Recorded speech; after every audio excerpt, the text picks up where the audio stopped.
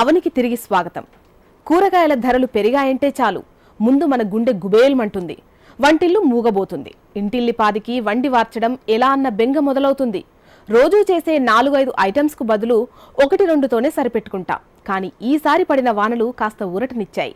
అనుకున్న దానికన్నా ఎక్కువ వర్షాలు పడ్డంతో భూగర్భ జలాలు పెరిగాయి. దాంతో రైతు కళ్లల్లో ఆనందం కనిపిస్తోంది. అందుకే కూరల ధరలు కాస్త తగ్గుముఖం పట్టాయి. అసలు ప్రతి ఇంట్లోనూ చిన్న మొత్తంలోనైనా సరే కూరగాయలు, ఆకుకూరల మొక్కలు వేసుకుంటే ఎంత ఉపయోగమో కదా. కొత్తిమీర, తోటకూర, పాలకూర లాంటి ఆకుకూరలను మన పెరడులో పండించుకుంటే కలిగే ఆనందమే వేరు. ఖాళీ స్థలం లేకపోతే కుండీలు కొని వాటిలో వేసుకుంటే మన ఇంటి వంట తిన్నామన్న తృప్తి ఉంటుంది. తరచుగా కూరగాయల కోసం బజారుకు పరిగెత్తాల్సిన అవసరమూ ఉండదు. సరే, మన వంటిల్లు ముచ్చట్లను కాసేపు పక్కన పెట్టి ఈ కార్యక్రమం చూసేయండి.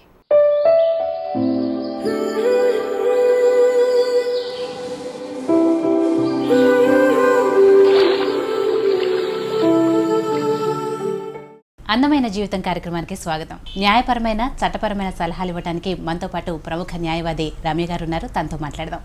నమస్తే అండి రమ్య గారు. ఈరోజు ఎపిసోడ్లో అంటే కన్జ్యూమర్ ఫోరం గురించి వివరాలు, అలాగే అంటే దాని నుంచి మనకి అందే సేవల గురించి ఒక్కసారి చెప్పండి. చాలామంది వ్యక్తులకి తెలియని విషయం ఏంటంటే, ఏదైనా ఒక వస్తువు కొన్నప్పుడు లేదా ఒక సేవని పొందినప్పుడు మనం దానికి సంబంధించి కన్జ్యూమర్స్ అవుతాము, వినియోగదారులు అవుతాం అనేది చాలామందికి ఐడియా ఉండదు. కన్జ్యూమర్ విషయాలకు వచ్చేసరికి వినియోగదారుల రక్షణ చట్టం 1986లో ఇంప్లిమెంట్ చేయడం జరిగింది మనకి. దీనికి సంబంధించి ఎవరైనా ఒక వ్యక్తి ఏదైనా ఒక వస్తువు కొన్నా కానీ, ఏదైనా ఒక సేవని వినియోగించుకున్నా కానీ, లేదా ఒక సర్వీస్ మోటివ్లో ఒక కిరాయిదారుగా ఉన్నా కానీ, ఇటువంటి వ్యక్తులందరినీ కూడా వినియోగదారులుగా అంటాము. ఈ వ్యక్తులందరికీ ఏదైనా నష్టం జరిగినా, ఏదైనా ప్రాబ్లం అనిపించినా, ఏదైనా ఇబ్బంది కలిగినా వాళ్ళు కన్జ్యూమర్ ఫార్మ్లో కేసు ఫైల్ చేసుకోవచ్చు. ప్రతి డిస్ట్రిక్ట్కి ఒక కన్జ్యూమర్ ఫామ్ ఉంటుంది. బిలో 20 lakhs కేసులన్నీ కూడా సెక్షన్ 12 ఆఫ్ కన్జ్యూమర్ యాక్ట్ ప్రకారం ప్రతి డిస్ట్రిక్ట్ కోర్టులోని వాళ్ళ జ్యూరిస్డిక్షన్ బట్టి ఫైల్ చేసుకోవచ్చు.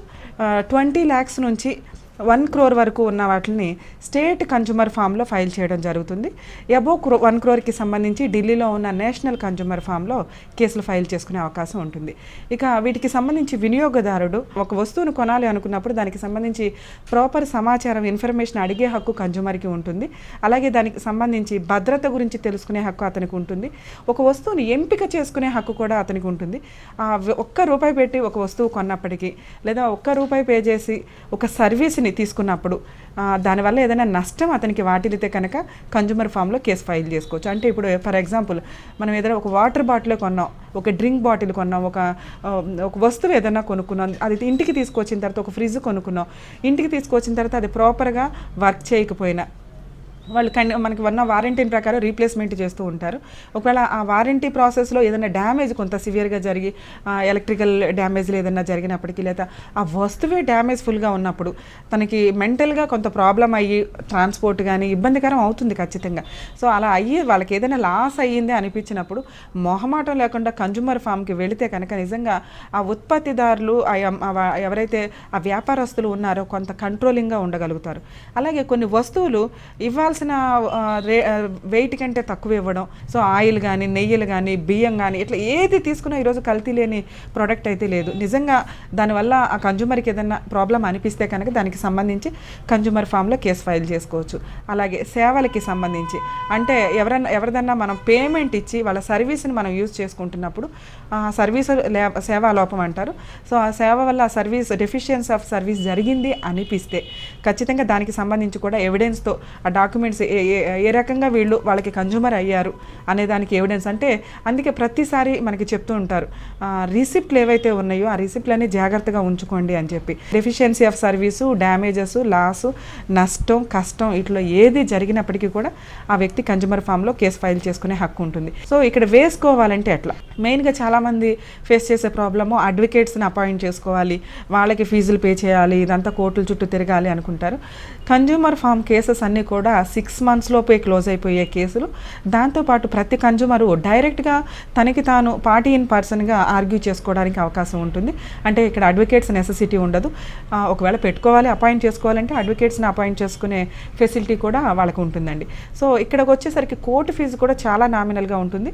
డిస్ట్రిక్ట్ కోర్ట్స్కి వచ్చేసరికి ఓన్లీ 500 ఫీజు పే చేసి ఎంత 20 lakhs లోపు ఎంత వాల్యూకి సంబంధించిన కేసు అయినా కానీ ఒక పిటిషన్ లాగా ఒక లెటర్ లాగా రాసిస్తే కనుక ఆపోజిట్ పార్టీ ఎవరైతే మీరు వస్తువు కొన్నారో, ఎవరి సేవ వల్ల మీకు నష్టం జరిగిందో ఆ వ్యక్తులకు కోర్టు వాళ్ళే నోటీస్ పంపిస్తారు.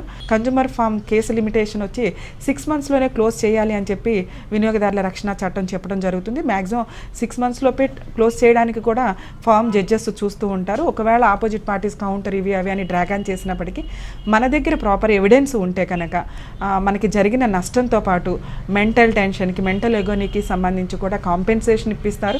దాంతోపాటు కోర్ట్ ఎక్స్పెన్సెస్ ఏవైతే అయినాయో ఆ కోర్ట్ ఎక్స్పెన్సెస్ కూడా కోర్టు వాళ్ళు ఆర్డర్ చేయడం జరుగుతుంది. ఇన్ కేస్ ఆ ఆర్డర్ వచ్చిన తర్వాత వితిన్ 30 days లోపు వాళ్ళు ఆ పేమెంట్ చేయాల్సి ఉంటుంది. ఇన్ కేస్ చేయలేకపోతే కనుక అప్పీల్కి వెళ్ళాలి. అంటే ఒకవేళ కొన్ని సందర్భాల్లో కన్జ్యూమర్స్ అప్పీల్కి కూడా వెళ్ళాలనుకుంటారు. అప్పుడు స్టేట్ కన్జ్యూమర్ ఫామ్కి వెళ్ళి కూడా అప్పీల్ చేసుకోవాల్సిన అవసరం ఉంటుంది. అక్కడ కూడా హాఫ్ అమౌంట్ ఓడిపోయిన వ్యక్తులు కానీ గెలిచిన వ్యక్తులు కానీ హాఫ్ అమౌంట్ పే చేస్తే కనుక స్టేట్ కమిషన్లో, స్టేట్ కన్జ్యూమర్ ఫామ్లో ఇవన్నీ కూడా కంటిన్యూ అవుతూ ఉంటాయి. సో ఇక్కడ వచ్చేసరికి చాలామందికి తెలియని ఇంకొక ప్రాబ్లం ఏంటంటే ఫైనల్గా గెలుస్తామా అనేది. కన్జ్యూమర్ ఎప్పుడు కూడా గెలుస్తారండి. ఎందుకంటే ఒక వ్యక్తి ఆ వస్తువు కొన్న తర్వాత, ఆ సేవను ఉపయోగించుకున్న తర్వాత మాత్రమే కోర్టు దాకా వెళ్తారు. ఊరికే బ్లాక్మెయిల్ చేయడానికో లేకపోతే క్రిమినల్ కేసులు కొన్ని కేసులు ఉంటాయి బ్లాక్మెయిలింగ్ కోసం, చెక్ బౌన్స్ కేసుల్లో వాటిలో. సో అట్లాంటి ప్రాసెస్ ఉండదు కాబట్టి ఖచ్చితంగా కన్జ్యూమర్ 99% గెలిచిన కేసులు ఎక్కువ ఉన్నాయి. కానీ ఫైట్ చేసేవాళ్ళు చాలా తక్కువ. మనకెందుకులే అనుకుంటూ కోర్టుల చుట్టూ వెళ్ళడానికి ఇబ్బంది పడడం. చిన్న అమౌంటే కదా, కొంతమంది బిలో 5 lakhs 5,000 కదా, 20,000 కదా, వీడి కోసం కోర్టుల చుట్టూ తిరగడం అవసరమా అన్న ఉద్దేశంతో కోర్టులకి వెళ్ళరు. రీసెంట్గా మేము చూసిన ఒక కేసు అండి. యాక్చువల్గా ప్రతి సినిమా థియేటర్లోనూ వాటర్ ఫ్రీగా సప్లై చేయాలి. ఆ మల్టీప్లెక్స్లో వాటర్ సప్లై లేకుండా 25 రూపీస్కి ఒక బాటిల్ అమ్మడం వల్ల ఒక కన్జ్యూమర్ నిజంగా ఛాలెంజింగ్గా తీసుకొని వేసేసరికి దాన్ని యాక్చువల్గా సుప్రీంకోర్టు గైడ్ లైన్స్, సినిమా థియేటర్లో వాటర్ ఫ్రీగా సప్లై చేయాలి, అక్కడ వాటర్ ఫెసిలిటీ ప్రాపర్గా లేకుండా చేసి వాటర్ బాటిల్ కొనుక్కునే నెసెసిటీని క్రియేట్ చేయడం వల్ల అతను కేసు ఫైల్ చేస్తే 5,000 కాంపెన్సేషన్ అతనికి ఆర్డర్ ఫేవరబుల్గా ఇచ్చారండి. నిజంగా అంటే ఫైట్ చేయాలి మనకెందుకులే అనకుండా ప్రతి ఒక్కళ్ళు కూడా ఈ ఫ్రీగా ఉండే తక్కువ ఎక్స్పెన్సెస్ తోటి అయ్యే కేసు తక్కువ రోజుల్లో కూడా కేసు క్లోజ్ అయిపోతూ ఉంటుంది. సో ప్రతి ఒక్కళ్ళు కాస్త సీరియస్గా తీసుకొని ఎవరికాళ్ళు వాళ్ళ వంతు ప్రయత్నంగా చేయగలిగితే కనుక ఈ కరప్షను, ఈ అన్యాయం, కల్తీలు వీటన్నిటిని కూడా కంట్రోల్ చేయడానికి ఉపయోగపడే ఒకే ఒక ఆయుధం వినియోగదారుల రక్షణ చట్టం. కన్జ్యూమర్ ఫోరం గురించి నిజంగా అంటే చాలా మందికి తెలియదు, కొంతమందికి తెలిసినా కూడా దాన్ని ఎలా వినియోగించుకోవాలి ఏంటి అనేది తెలియదు. బట్ ఈరోజు ఆ విషయాల గురించి చాలా చక్కగా చెప్పారు. థ్యాంక్ యూ అండి రమ్య గారికి.